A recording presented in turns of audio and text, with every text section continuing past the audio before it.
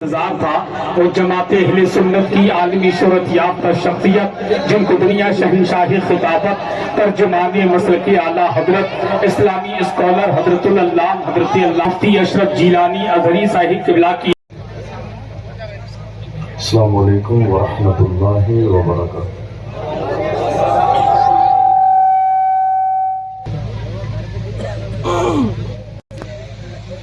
الحمد للہ رب العالمین والصلاة والسلام علی سید الانبیاء والمرسلین وعلی آلہ واصحابہ اجمعین، اما بعد فاعوذ باللہ من الشیطان الرجیم، بسم اللہ الرحمن الرحیم، وما ارسلناک الا رحمة للعالمین، صدق اللہ العظیم۔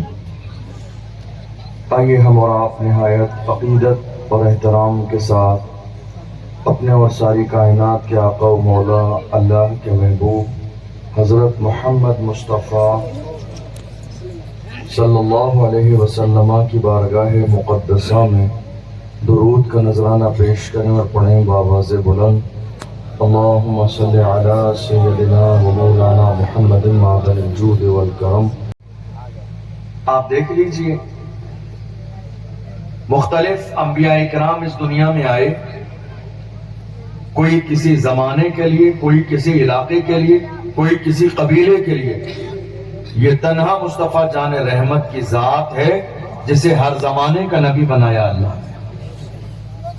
رسول اللہ صلی اللہ علیہ وسلم اس دنیا میں آئے، حضور کے آنے کا مقصد کیا ہے؟ قرآن اگر ہم نے پڑھا ہوتا تو قرآن میں اللہ نے تفصیل سے بیان فرمایا ہے کہ میرے محبوب کے دنیا میں آنے کا مقصد کیا ہے۔ ہم حضور کے امتی ہیں اور ہمارے رسول ہمارے آقا ہیں۔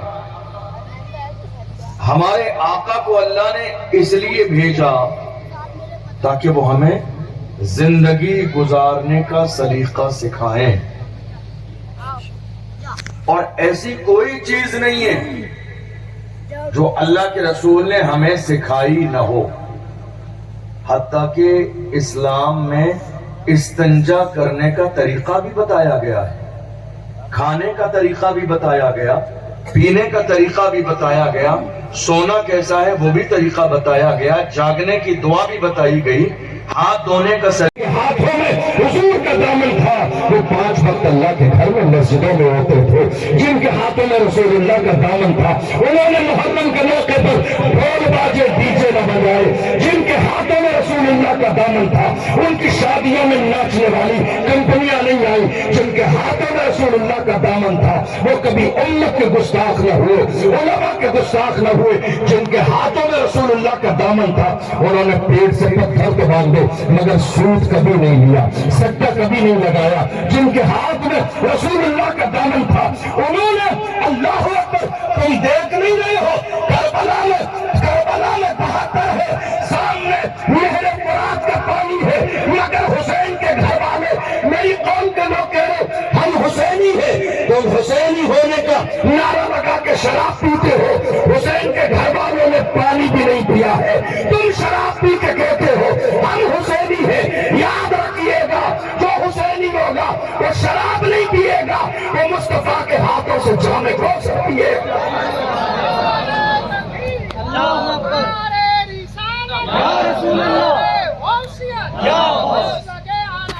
میں یہاں بیٹھنے والے ہر شخص سے کہوں گا، میرے لیے سعادت کی بات ہے، میں راجستھان میں رہتا ہوں، غریب نواز کے قدموں میں۔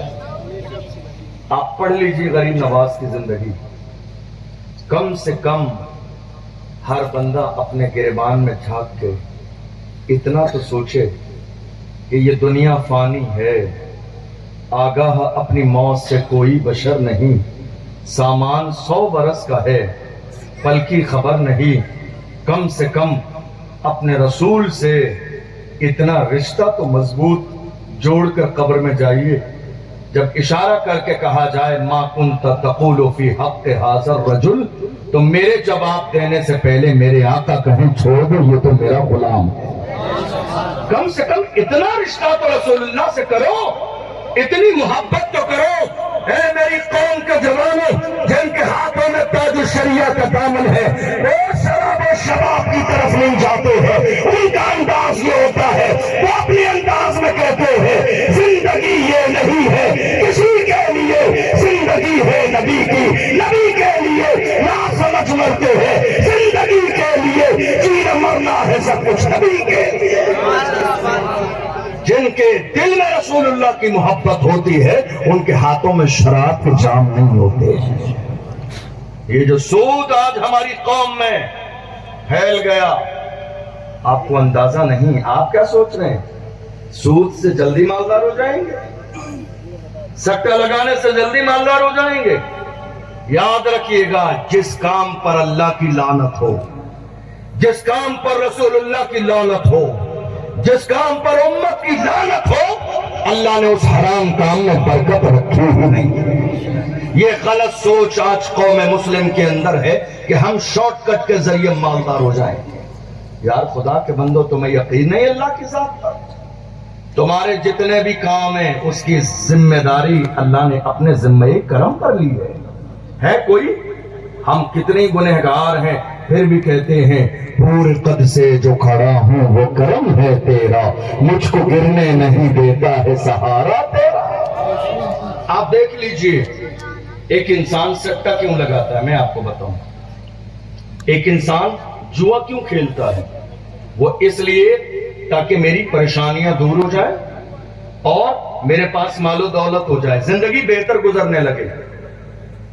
مجھے آپ ایک بات بتائیے، ایک چھوٹی سی بات، چونکہ یہ جیسا کہ میں نے آتے ہوئے دیکھا ایک کاشتکاری کا علاقہ بھی ہے، کھیتیاں بھی ہیں لوگوں کی، ہیں آپ کی کھیتیاں؟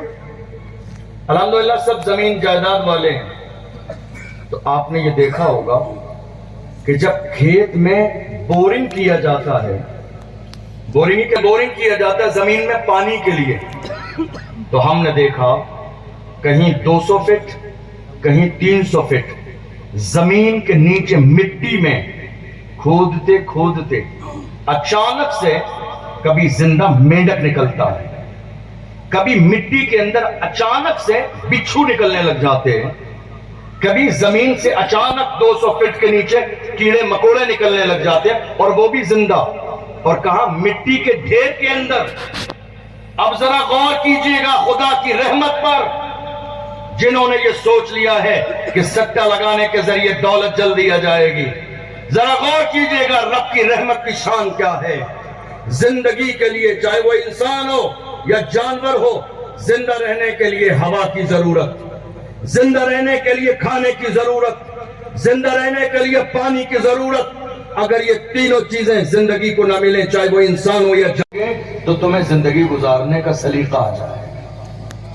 اب ہم اللہ کے رسول صلی اللہ علیہ وسلم کی عظمت تو بیان کر رہے ہیں، لیکن آج ضرورت اس بات کی ہے کہ حضور کی سیرت بھی بیان ہونی چاہیے۔ حضور کی سیرت، حضور کا اخلاق کیسا تھا، حضور کا کردار کیسا تھا، حضور نے اولاد کی پرورش کیسی کی، حضور نے اپنی بیٹیوں کو کیا مقام عطا فرمایا، حضور کے گھر کا نظام کیسا تھا، حضور کا بیویوں کے ساتھ اخلاق کیسا تھا۔ ضرورت اس بات کی ہے کہ حضور کی سیرت آج امت کو پتہ چلنا چاہیے۔ جو لوگ اسلام پر انگلی اٹھا رہے ہیں یہ وہی لوگ ہیں جنہوں نے رسول اللہ کی سیرت کو پڑھا نہیں۔ کاش کہ حضور کی سیرت کو پڑھ لیتے تو انہیں اندازہ لگ جاتا، جنہیں زمانے نے ٹھوکر مار دی ہے انہیں عزت دینے والی ذات مصطفیٰ جان رحمت کی ہے۔ منگتا تو ہے منگتا کوئی شاہوں میں دکھا دو، جس کو میرے سرکار سے ٹکڑا نہ ملا ہو۔ آتا ہے فقیروں پہ انہیں پیار کچھ ایسا، خود بھیک دے اور خود کہے منگتے کا بھلا ہو۔ یہ کسی اور کی ذات نہیں، محمد عربی صلی اللہ علیہ وسلم کی ذات۔ آپ دیکھیے حضور ہماری زندگی کے اندر ہر وہ چیز جو ہمیں فائدہ پہنچائے وہ ہمارے لیے اللہ کی طرف سے نعمت اور رحمت ہے۔ پانی ہمارے لیے بہت بڑی نعمت ہے۔ اگر پانی نہ ہو تو ہم اس بڑے میدان میں جمع ہوتے ہیں اور علماء اکرام کو بلا کر نماز استسقاء پڑھتے ہیں اور بارش کے لیے دعا کرتے ہیں، کیوں؟ کیونکہ پانی انسانی زندگی کے لیے ضروری ہے. لیکن یاد رکھیے گا پانی صرف رحمت نہیں ہے. اگر ابھی جلسے میں بارش ہو جائے تو وہ آپ کو زحمت بھی لگے گا. پانی تبھی تک رحمت ہے جب تک حد میں ہو، لیکن جب لمٹ کراس کر جائے وہی پانی باڑھ کی شکل میں آ کے گھروں کو تباہ و برباد کر دے تو وہ پہلے رحمت تھا مگر لمٹ کراس کی ہے تو وہ امت کے لیے زحمت بن گیا. دنیا کے اندر یہ جو لائٹ چل رہی ہے جس کے ذریعے یہ ساؤنڈ چلتا ہے، لائٹ ہمارے لیے رحمت ہے، لیکن اگر کوئی اس سے باضابطہ کسی کے جسم کو ٹچ کر جائے، جان چلی جائے تو یہ صرف رحمت نہیں رہ جاتی بلکہ زحمت بھی ہے. آگ ہمارے لیے رحمت بھی ہے لیکن وہی اگر کسی کے گھر کو جلا دے تو زحمت ہے. آپ اٹھا کے دیکھ لیجئے ہزاروں چیزوں کے اندر رحمت کا پہلو موجود ہے مگر زحمت بھی ہے. سوائے مصطفیٰ جان رحمت کے وہ صرف رحمت ہے، وہاں زحمت کا پہلو موجود نہیں ہے. وہ اپنوں کے لیے بھی رحمت ہے، وہ غیروں کے لیے بھی رحمت ہے، وہ انسانوں کے لیے بھی رحمت ہے، وہ جنات کے لیے بھی رحمت ہے، وہ صحابہ کے لیے بھی رحمت ہے، وہ اسلام کے دشمنوں کے لیے بھی رحمت ہے. ان کی شان یہ ہے اگر پتھر مارنے والے بھی خانہ کعبہ کے صحن میں فتح مکہ کے موقع پر حاضر ہوتے ہیں تو انہیں بھی دیکھ کے میرے نبی فرماتے ہیں جاؤ میں نے آج تم سب کو معاف کر دیا. صرف زحمت دنیا کی چیزیں، میرے آقا تو رحمت ہی رحمت ہے. اللہ نے انہیں ایسا بنایا ہے اور کیوں نہ ہو ان کی شان دیکھیے. ہمارا جب خیال آتا تھا حضور کو تو انداز کیا ہوتا تھا، رات بھر غم میں روتے رہے مصطفیٰ، اپنی امت کا جس دم خیال آ گیا. یہ رسول اللہ کی ذات ہے. اللہ کے رسول صلی اللہ علیہ وسلم اس دار فانی میں تشریف لائے. توجہ ہے آپ کی؟ مائک جتنا بھی بولے گا میں کوشش کروں گا اتنا اچھا بولنے کی. مائک اصل میں ساتھ دے نہیں رہے، حقیقت بات یہ ہے. بہرحال لیکن پھر بھی جتنا بول رہے میرے آقا تشریف لائے. آپ نے کئی بار سنا حضور کی آمد سے پہلے رسول اللہ صلی اللہ علیہ وسلم کے والد گرامی اس دنیا سے تشریف لے گئے، انتقال ہو گیا. پھر حضور کی ولادت کے بعد آپ کے دادا نے آپ کی کفالت کی، وہ بھی دنیا سے تشریف لے گئے. چچا نے بھی، آپ کی والدہ نے بھی پردہ فرمایا. اللہ کے محبوب اس دنیا میں جب آئے بظاہر رسول اللہ صلی اللہ علیہ وسلم کے سر سے والد نہ ہو تو ہم دنیا میں کہتے ہیں کہ صاحب فلاں کے سر سے والد کا سایہ اٹھ گیا. آپ نے کبھی غور کیا؟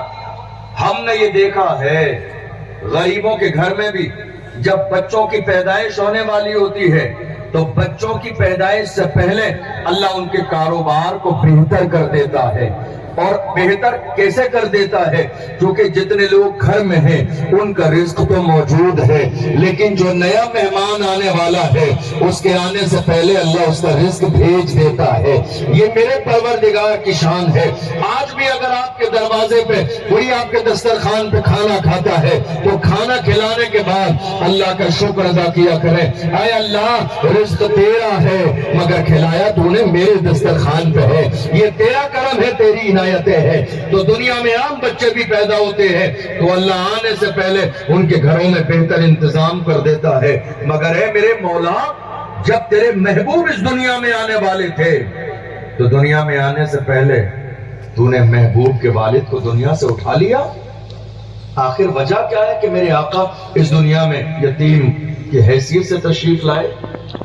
دراصل بات یہ ہے جس زمانے میں حضور آئے وہ زمانہ ظلم کا زمانہ تھا، وہ زمانہ جفاکاری کا زمانہ تھا، وہ زمانہ غریبوں کو پیروں کے نیچے کچلنے والا زمانہ تھا، وہ زمانہ عورتوں کو پیر کی جوتی سے زیادہ عزت نہیں دی جاتی تھی، وہ زمانہ غریبوں کو دبانے والا زمانہ تھا. رسول اللہ صلی اللہ علیہ وسلم تشریف لائے، یتیم دبائے جا رہے تھے، غریب مارے جا رہے تھے.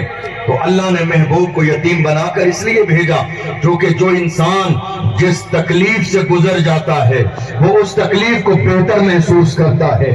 آپ کو اگر پیٹ میں پتھری کا ایک بار درد ہو چکا ہے تو آپ کسی دوسرے کو درد ہوگا تو آپ کو سمجھ میں آئے گا کہ پتھری کا درد پیٹ میں کتنا شدید درد ہوتا ہے. انسان جس تکلیف سے گزر جاتا ہے پھر وہ تکلیف کا احساس کر لیتا ہے. خدا نے محبوب کو یتیم بنا کر اس لیے بھیجا میرے محبوب تمہارے لیے یتیم دعا کر رہے ہیں, اس لیے یتیم بن کر جاؤ گے تو یتیموں کے درد کو بہتر انداز میں سمجھ پاؤ گے, غریبوں کے درد کو بہتر انداز میں سمجھ پاؤ گے, دکھیاروں کے درد کو بہتر انداز میں سمجھ پاؤ گے. اور اللہ کے رسول جب تشریف لائے حال یہ تھا ایک شخص نے آ کے کہا یا رسول اللہ میرا اکلوتا بیٹا ہے, صبح سے دوپہر کا وقت ہو گیا ملتا نہیں ہے. اللہ کے محبوب نے بٹھا لیا. کسی نے آ کے کہا فلاں جگہ چبوترے پہ یتیم بچے کھیل رہے ہیں, تیرا بیٹا بھی کھیل رہا ہے. وہ شخص اٹھ کے جانے لگا, رسول اللہ نے بٹھا لیا, جانے نہیں دیا. اس نے کہا یا رسول اللہ اکلوتا بیٹا ہے, صبح سے غائب ہو گیا تھا, مل نہیں رہا تھا, اب جب ملنے کی خبر آئی ہے آپ جانے کیوں نہیں دیتے ہیں؟ احساس دیکھیے احساس. میرے رسول نے فرمایا تم جاؤ گے, تم نے سنا نہیں کہنے والے نے کیا کہا, تمہارا بچہ چبوترے پہ کھیل رہا ہے یتیم بچوں کے ساتھ, تم جاؤ گے اس یتیم بچوں کے سامنے اپنے بیٹے کو سینے سے لگاؤ گے تو ان یتیموں کی آنکھوں میں آنسو آ جائیں گے. کاش کہ ہمارے والد زندہ ہوتے, کاش کہ ہمارے والد زندہ ہوتے, کاش کہ ہمارے والد زندہ ہوتے. میرے نبی نے امت کو یہ مزاج دیا, سیدھا اور کامیاب انسان وہی ہے جس کا ضمیر زندہ ہے, جس کا احساس زندہ ہے, جس کی فکر زندہ ہے, جس کے سینے میں دوسروں کے لیے جگہ بھی ہے. اسلام احساس والا مذہب ہے, اسلام احترام والا مذہب ہے, اسلام ایثار والا مذہب ہے, اسلام قربانیوں والا مذہب ہے. اللہ کے محبوب صلی اللہ علیہ وسلم یتیم بن کر اس لیے تشریف لائے تاکہ یتیموں کے درد کو بہتر انداز میں محسوس کر سکے. اور ایک اس سے بڑی بات, میرے آقا صلی اللہ علیہ وسلم کے والد گرامی, بڑی اہم بات کہنے لگا ہوں اگر آپ کو یاد رہے تو, میرے آقا کے والد زندہ رہتے, پردہ نہ فرماتے اور والدہ زندہ رہتی تو یہ ممکن تھا کہ کوئی اور بیٹا پیدا ہو جاتا. اگر حضور کے والد زندہ رہتے, حضور کی والدہ